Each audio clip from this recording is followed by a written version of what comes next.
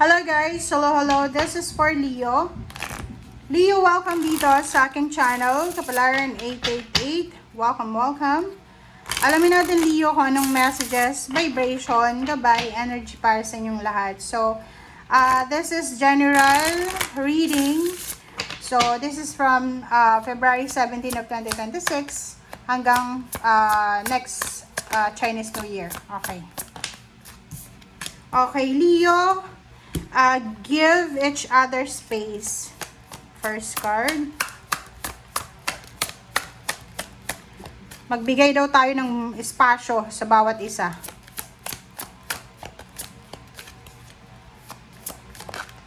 Slow down. Magdahan-dahan ka daw, Leo. And choose love. Wow. Okay. Leo, maybe meron kang mga issues sa mga tao sa paligid mo, sa pamilya, love life, anak, kaibigan. Sinasabi ng barahan na to na minsan mahirap ayusin yung mga differences natin kung tayo ay magkakasama palagi, 'di ba? Like for example, pag literal to sa loob ng tahanan, may mga pamilya na mabilis nilang maayos yung sigalot or problema sa pamilya kung magkakasama sila because they can talk to each other, 'di ba? Hindi maiwasan na magkita so mabilis magkakaayos. Pero may mga instances din na mas maganda na malayo yung bawat isa para maiwasan yung problema, 'di ba? Kasi pag like for example, ito ay literal doon sa mga Leo na like pwedeng nakatira ka sa in-laws mo or malapit ka sa in-laws mo, yung parang gano'n na lahat ng ginagawa mo ay parang naka-CCTV. So, ito yon. So, sinasabi ng barahan na to na kung ikaw ay nahihirapan, lalo na sa pag-iintindi sa mga nangyayari sa paligid mo, medyo exhausted ka, overwhelmed ka, siguro kailangan mo ng isang tao na pwedeng i-guide ka sa emotional problems mo na yan. Or parang nakikita ko sir dito, medyo medyo nangangailangan ka ng kausap. Okay? So, whatever it is, don't try to fix it right now. Give each other space. So, away gulo ba yan? Mag-asawa, boyfriend, girlfriend, pamilya, kaibigan, or kung ano pa man. Kung hindi maayos, hayaan mo na lang muna. Okay, just give yourself and the other person ng espasyo para makapagmuni-muni kayo para maayos yung gulo. Okay? Slow down, dahan-dahan ka lang daw, Leo. So, ganun din dito, pag feeling mo mahirap ayusin yung mga nangyayari sa paligid mo, mag-isip, mag-meditate, mag-pray. And sinasabi ng barahan na mag-slow down. Nagdahan-dahan tayo, okay? Huwag kang magpadalos-dalos. Like for example, minsan yung mga petty quarrels na yan, ay nagsisimula yan sa mga miscommunication. So, huwag tayong masyadong tamang hinala, selos, ganyan, ganito. Slow down, dahan-dahan, relax, okay? Relax, meditate, pray. Yun yung kailangan mo and choose love. Sa relationship to so, kung halimbawa na nag-struggle ka daw sa obstacle or conflict, mas piliin mo yung pagmamahal. Okay?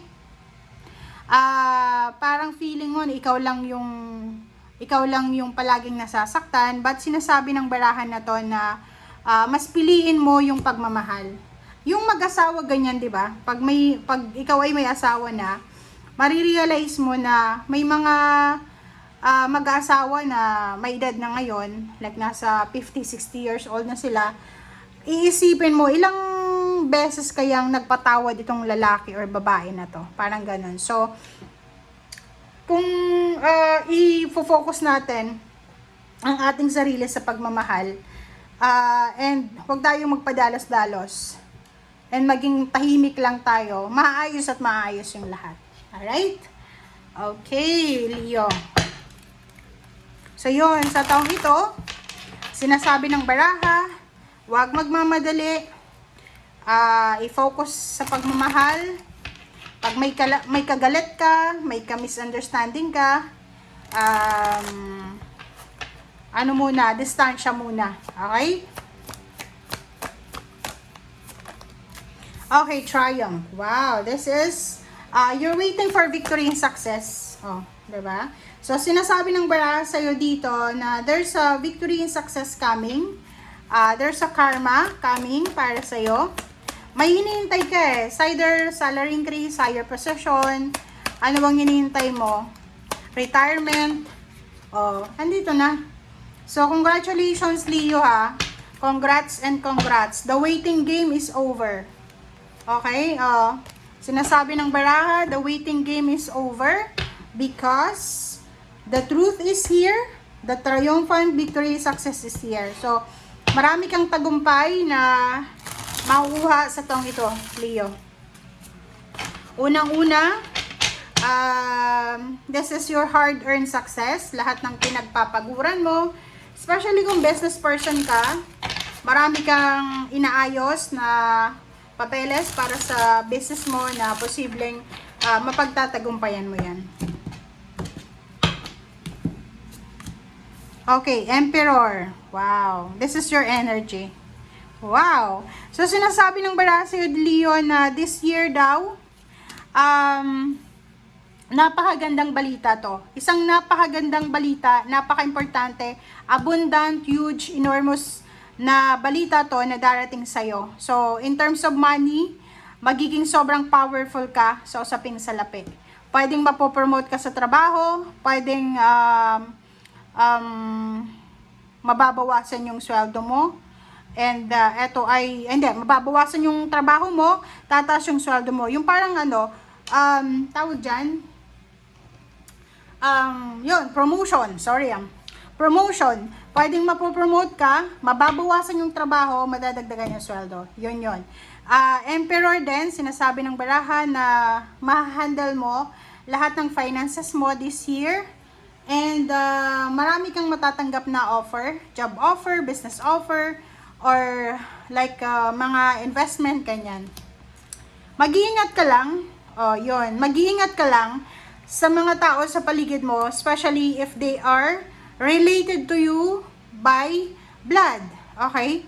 Mag-iingat ka sa Gemini, Libra, Aquarius, sa water sign, Pisces, Scorpion, Cancer, and mag-iingat ka doon sa mga taong like for example, maraming nangutang sa'yo dati. Yung mga taong nangutang sa'yo dati, nung siningil mo sila, hindi sila nagbayad sa'yo. Okay? You need to be careful na wag na silang makabalik sa buhay mo. Kasi you will have the victory and success eh. Pwedeng makakahawa ka ng malaking halagang pera. Ang problema lang dito, may mga tao sa paligid mo na sila ay medyo toxic, na kailangan hindi sila maging connected sa'yo kasi uubusin nila itong pera na darating sa'yo. 'Di ba? Like for example, may kakilala ka dati, niloko ka, in-scam ka sa salapi, sa pera, negosyo. Andyan pa rin siya sa paligid mo. Ngayon, malalaman niyang may perang darating sa'yo, posible ka na ulit na i-tempt niyan. Posible kang i-tempt na parang sasabihin ka, uy Leo, mag-invest tayo sa ganyan ganito.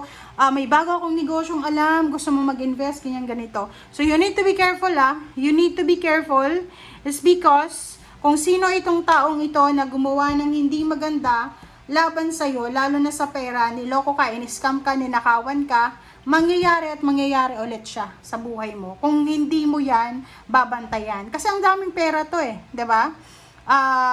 Pwedeng manalo ka sa loto or kung ano pa man. And etong Seven of Swords na to, eto yung taong ito na pag nakakakita siya ng pera, kahit hindi kanya, like pera ng magulang niya, pera ng kapatid niya, akala niya kanya rin. So, paplanuhan niya yon. Pagpaplanuhan niya yan ng hindi maganda. Hindi siya papayag na hindi mapapasa kanya yung pera na makukuha mo. So, you need to be careful. You need to be careful. Kasi dito sa baraha mo, ngayong 2026, financially, you will be successful. There's a promotion, salary increase, there's a lump sum of money, there's a triumphant success, there's a good news about money. So, puro pera siya. Kaso lang, you are surrounded ng mga manluloko at scammer na tao. Kaibigan, mag-iingat ka. Kung may mga kaibigan ka na scammer, laylo ka, slow down ka ngayon, umiwas ka muna sa kanila. Okay? Thank you guys. Bye!